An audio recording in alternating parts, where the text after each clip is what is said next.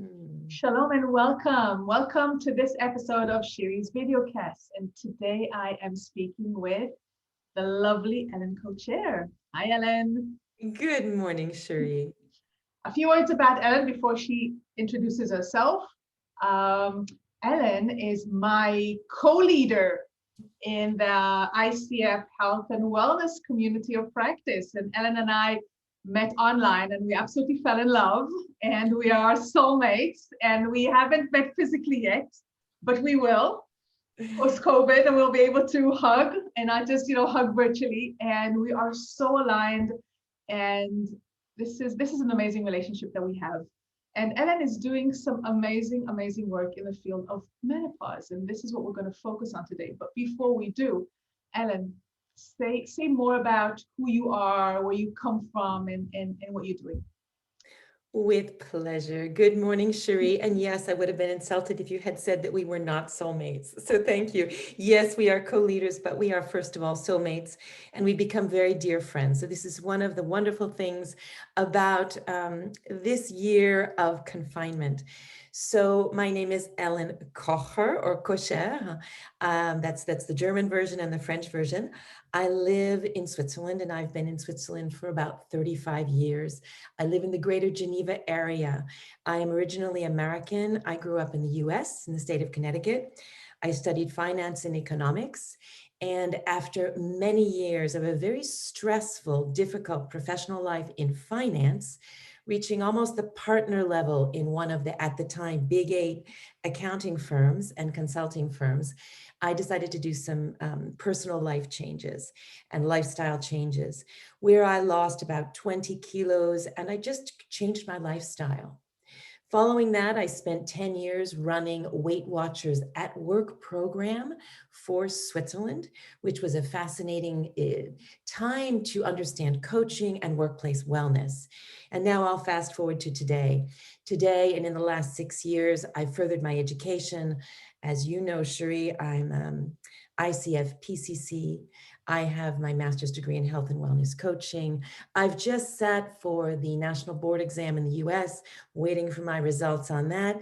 And I basically run 2 businesses side by side. And what we're going to be talking about today merges them both. Wealthness, which is the return on investment from health. So it's wealth plus health, really workplace wellness. And the second one is Wake Up, Shake Up, Thrive. Wake Up, Shake Up, Thrive focuses on the 50 plus generation at work or not at work, of which I am part. So there we go. I have 3 children and a lovely husband, married to a Swiss guy. That's why I got a Swiss name. And looking forward to today. Thank you for inviting me on, Shiri. Oh, it's such a pleasure. So, other than your age, okay, what brought you to focus on menopause from a health coaching perspective?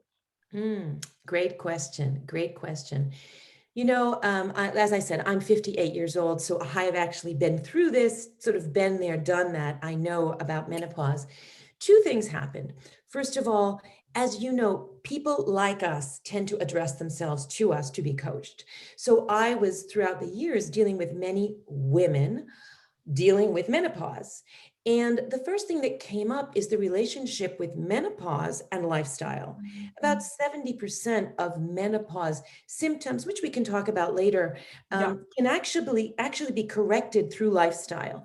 And since coaching works on preventative lifestyle, it made sense to sort of focus on that area. And then the second thing that happened is, as I work in corporate health, that really is my expertise. I, believe it or not, I had a male human resource manager contact me about 2 years ago. And he said, Ellen, I need a program on menopause. And I said, oh, what do you mean? And he said, I've got women and men asking me about menopause. This has become an issue in the workplace. And he said, it's not just a women's issue. It's actually become a workplace issue. And I'm actually treating it within my D&I, diversity and inclusion. Yeah. And I thought that was absolutely fascinating. So I thought, well, if anybody can put together a menopause program for the workplace, it's certainly me. And so I put this program together and it's been very successful. I've been launching it now for a little over a year. Wow, wow. This is amazing. And we're going to go back to that. We're going to circle back to, to menopause not just being a feminine issue, a women that, an issue that the female employees need to deal with, but it's actually a workplace issue. And I love that. I love that it's also, connected to diversity and inclusion. And it's close to my heart because I started early menopause. I started menopause and I'm 47 and I went into menopause about a year ago for various reasons, but I started early. So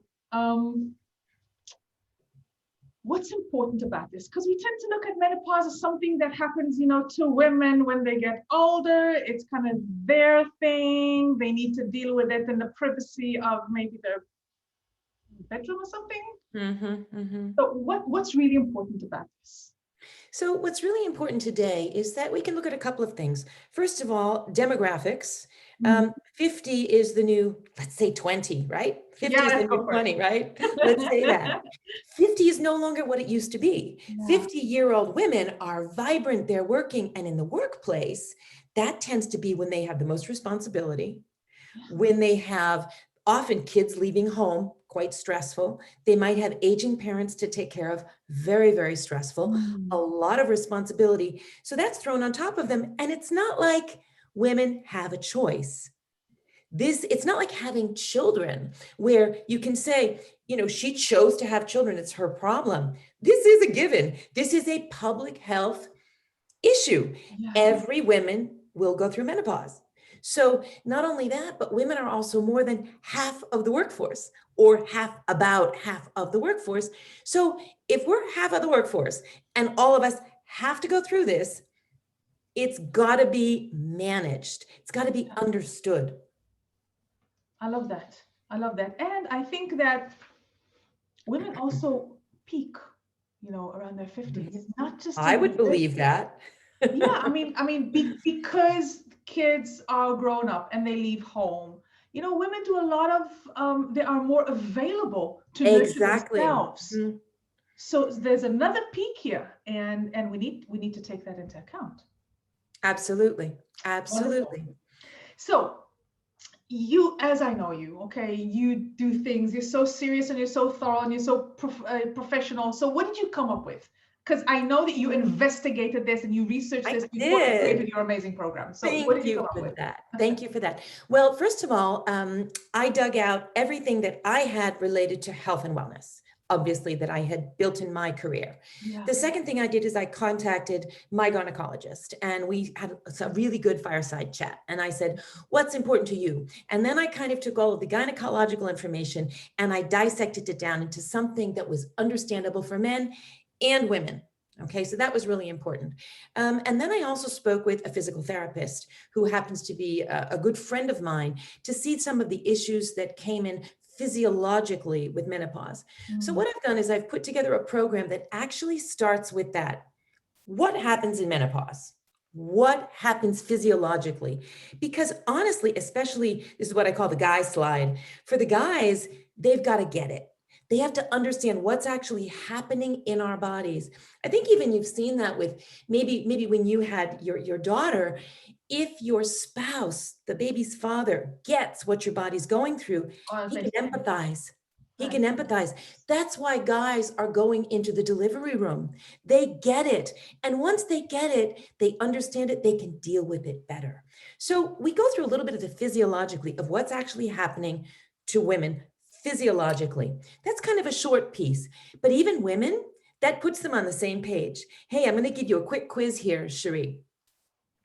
Our egg cells start to develop when we are basically in vitro, in utero, we would say in utero. When do you think egg cells peak in a woman's body? They're at their absolute utmost. I would say probably early 20s. Isn't that interesting? Our egg cells peak before we're born. Isn't that interesting? Have nothing to do with them before we start losing them at birth. Isn't that interesting? So there are some of these little things, I'm just looking here. So they maximize before birth. We already have a reduced number at birth. Uh-huh. They start reducing at puberty, and there's a rapid decline from 40 on. So there you go. Okay, that's just one of those things. Who knew that, right? Who knew that? I So always once thought that, we peaked, close to our, I was about to say 18. Okay. right. No, of course. So again, some of these little things, it's fun to learn and get and understand. Once we get a bit of those cobwebs evened out between women and men, and then women can sort of stand up and say, see what's happening, then we're going to start looking at some of the symptoms, because it's fine to get what's going on physiologically, but then we have to get the symptoms. And as you can imagine, there are two kinds of symptoms. Do you know what they would be, the two categories? And if I would go, I would look to myself, I'd say the physical symptoms, and then there are emotional symptoms. Absolutely. Absolutely. So that's where I go. I go exactly there. And I start with the physical. Again, I'm kind of thinking of the pragmatic, the clear cut, and we could get the relationships. Yeah. And again, what's important here is to understand how many of those physical symptoms can be modified by lifestyle, about 70%. Wow. And when I say lifestyle, what do you think I'm referring to there? Nutrition. Yep. Movement, exercise, we call exercise. So important. Yeah. Sleep, I would imagine. Yeah. And I would, so that's what I'm looking at. But I'm also kind of looking at maybe natural ways to help the hormonal system. Absolutely. And again, you got them all. It doesn't surprise me because you are a medical coach. This is what I'm doing. But actually, I do a little deep dive on each of those. So a deep dive on nutrition, and I'm going to click in right there what you just said, which is the sort of natural remedies, because within nutrition, there are certain specific foods we can eat that can adjust our hormonal physical reactions to food. We can adjust with food the way our body reacts. We've also got natural supplements that we can take to help with that. We've got natural oils like lavender oil. They can make a difference in the way our body physically reacts. The type of exercise we choose, cardio, flexibility, resistance, can change the way our bodies react to menopause. And I'm even going to go one step further here, because what's super interesting to understand, and I love to use the image of a Swiss watch. A Swiss watch has many gears, and those gears work together so that the whole watch works well. And not only do we need to wind up the watch every once in a while, but each individual gear needs to be oiled and in shape. So if you have a gear for nutrition, and a gear for sleep, and a gear for natural remedies, and a gear for physical exercise, they affect each other. And they all affect your menopause watch, if you like. So it's getting all of that. And I think it's also understanding hormones. Because hormones, they affect everything in our daily experience. I remember that, I think a year and a half ago, I went to the supermarket with my partner, my life partner, my sweetie, and I couldn't find the milk. Now, I haven't been drinking dairy for years, so I was looking for the soy milk, and also for regular milk for him. And for some reason, I got very confused, and I couldn't find, the fridge. And I remember at some point just standing in the middle of this huge supermarket, crying. Oh, I couldn't hold it back. And God bless him, he just came to me, and I remember he let go, of the trolley. He came to me and he hugged me and says, "I'm here. It's okay. It's okay. I'm here." And he just gave me this bear hug. Amazing. Well, thank you him, because he took care of you. He did. And then he said, "Okay, I think we need to have a conversation, and you need to see someone." I was like, "No, I'm not crazy." He said, "No, I wasn't going in that direction. I actually think you need to see a gynecologist." No, but good for him. Yeah. And you're right, because and that actually leads into the second type of symptoms that you were just talking about, which are the emotional or the psychological symptoms. The first thing, and let me just tell you what he said was perfect. They are real. This is They not are. about some crazy woman. They are real chemical imbalances in our body. And once we've got the food, the exercise, the sleep helping us to balance out our hormones, there are other things that we can do to balance out our hormones because, as you can imagine, we will have learned way at the beginning, physically, your hormones change during menopause. Yeah. So there are different ways of rebalancing out these hormones, and psychological symptoms are absolutely real. They are, and they are affected by hormones, and they're connected to the physical condition. And I had a Exactly. friend that actually went to a nutritionist. She was having these ridiculous hot flashes, and the change in nutrition, especially reduction of sugar, made a dramatic change in that. It was amazing. It's absolutely founded and known. And that's the thing, is that's why I don't just treat one. You have to look at the physical and the psychological, because very often the psychological are a result of the physical and not the other way around. So you can very often, once you've got the physical in line, you can very often already affect the psychological. And about 70% of women have symptoms that are physical and or psychological. That's a lot. That's a huge amount of women, huge amount. So going back to the workplace, when a woman like that is working in an environment that understands, that isn't judgmental, that doesn't look at her as if she's crazy, that is tolerant, that is willing, to accept that menopause is an issue and it's a public health issue. Absolutely. And we need to hold a space for that. That makes the work environment so much safer for her. Of course. And you know what? And I think it's also modeling to the rest of the employees that if we're willing to look at menopause as something that isn't a woman's problem, but it's a health issue, and we're tolerant towards it, and then basically this is and I even hesitate to use the word issue. Then how would you It call shouldn't it? be an issue. It's a health fact. It's a fact. Okay, then let's Like call it a eating. fact. Yeah, I mean, it's a fact. Yeah. It's not a problem. It's a fact that has facts behind it that gives certain physical symptoms and psychological symptoms. So if we can manage them, take an example. Many women have hot flashes. They can come and go, even if her nutrition is great, if her exercise is great, if her sleep is great. It's also a fact that those hot flashes can make women sleep less, which means maybe she needs to sleep more in the morning and arrive later to work. Maybe we just need to make adjustments for that. It's a fact. So if we can adjust, have things like flex time, have temperature controlled offices, and like you said, start the conversation.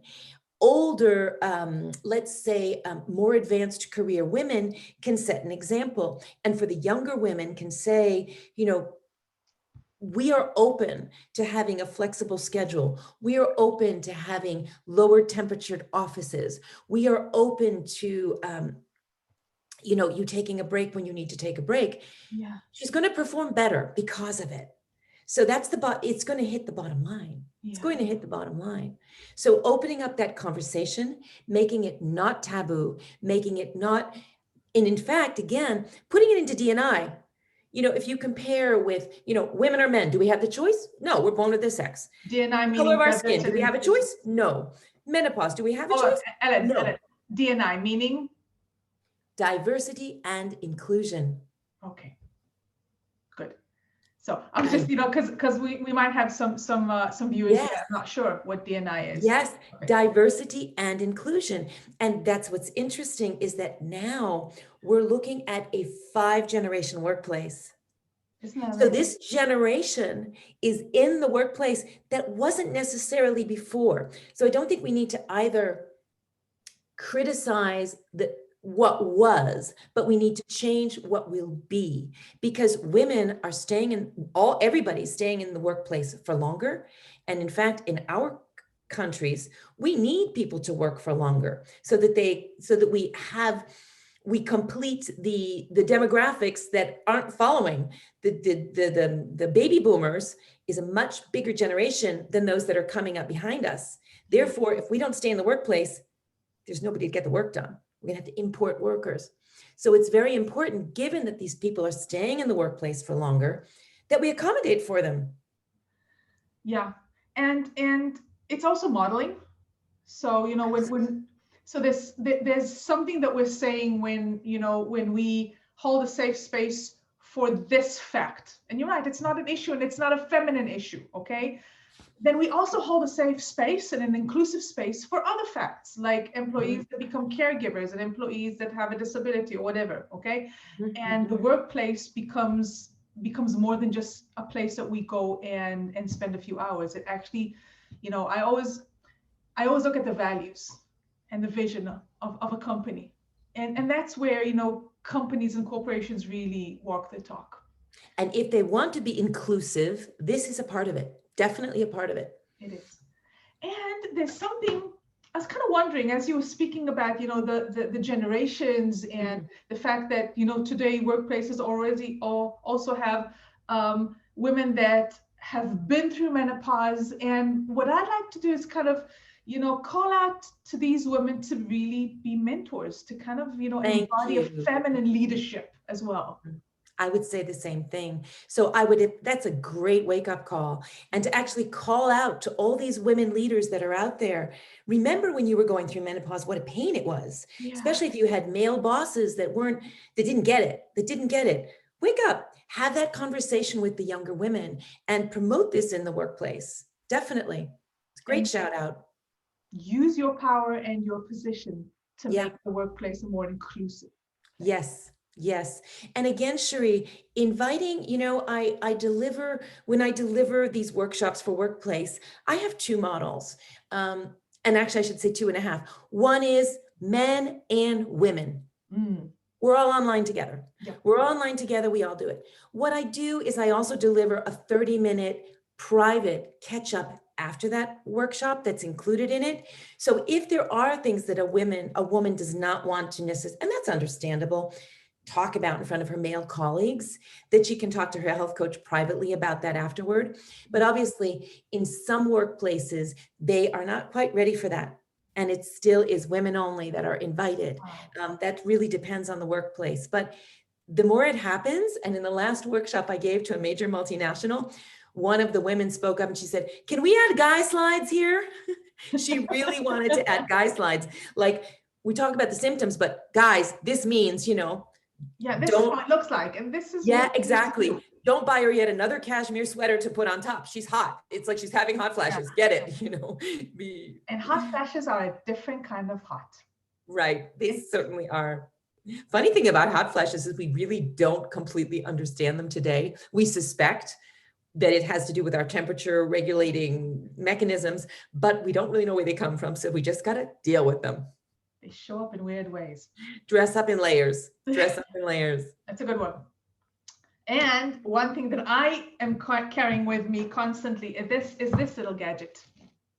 Oh, a good little fan. There you go. It isn't that pretty. Isn't that pretty? You imagine companies logoing fans and giving them to all their employees, for example, for the guys to give to the women, or for the what a great gadget that would be, Shiri. It'd be phenomenal. Amazing.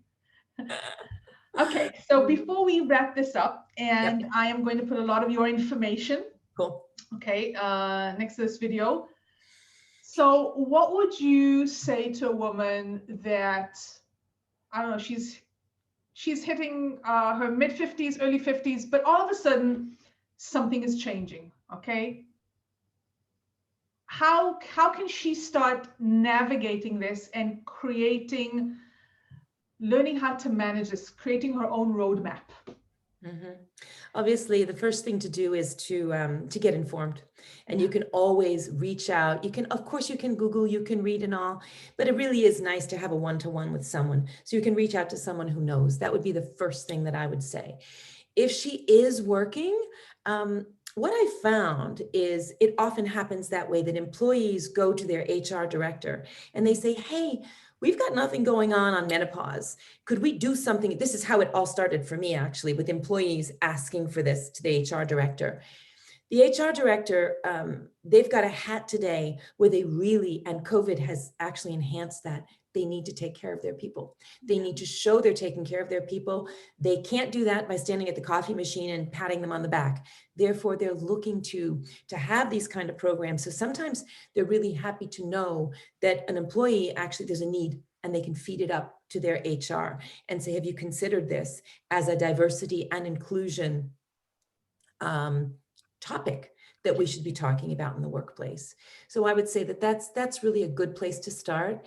And just as a personal hint, I think rather than, I want to use the word blaming it on menopause, look at their lifestyle. What's changed? What's changed in my sleep or my nutrition or my activity before blaming it on menopause? Interesting. Many of my clients have come and said, ever since menopause, I gained weight, don't sleep, this and that and the other thing. And when we dig deeper and we find out that actually habits have changed and we work on those habits, it's not the fault of menopause. 70% of it is the fault, or we can blame on lifestyle, which is changeable. Menopause isn't changeable. How we manage it is. And I think that's one of the most optimistic, things that I'm taking from this conversation, how much we can actually change through lifestyle. And it's unbelievable. And there's a way to do it, to make these lifestyle changes in a way that's, I'm going to say, ecological to your system, meaning that it's aligned with your values and it's aligned with your belief system. And it doesn't, add items to your never-ending to-do list, but no, on the contrary, it creates freedom and relief and calm and peace of mind. So I would say, if you're struggling with your self-care and you need to create some healthy lifestyle changes, contact a health coach today. Yeah. Can I share a beautiful quote from Oprah Winfrey? Yes. This is Oprah Winfrey, who most of you probably know, on menopause. She says, so many women I've talked to see menopause as an ending, but I've discovered that this is your moment to reinvent yourself after years of focusing on the needs of everyone else. It's your opportunity to get clear about what matters to you and then to pursue that with all of your energy, time, and talent. It's another way of looking at menopause, and it's beautiful. It's, and I always say that whenever, one period ends, another begins. Nothing really ends. When menopause is the opening door. There are also many advantages to it. And in these days where we actually live longer, we have a lot of years to enjoy that kind of freedom. You're right. Usually between 30 and 40 years. It is wow. It can, it is a blessing if we make it a blessing. Mm-hmm. Thank you. My beloved soulmate, thank you so much. My beloved soulmate, thank you for this fantastic conversation. I hope we've inspired some people. I hope so too. And I have put your information, and so people can contact you and ask you questions and read. You publish a lot of stuff, so I highly recommend following. Yes, I have actually published an article that people can find quite a few places, but on LinkedIn is probably the easiest. It's called Menopause Matters. It's a good one. I read to everyone. And actually that article is a great link. If that person we were talking about earlier, that example person, they could actually take that article to their HR director and say, here's your business case, hon. Let's do something. That should help. I hope it's helpful. So I'm gonna actually put a link to that article, in the YouTube channel, under the video. Perfect. So access that. Good. Reach out. My darling, thank you so much. Be well. Thank you. Thank you everyone for joining us for this episode. I hope you were inspired, and I hope this gave you a lot of added value. And if you're dealing with menopause, this is a beginning for something amazing and new and wonderful. And there's so much that you can do. And that's it for today. Join us again in our next episode. Thank you and shalom. Shalom.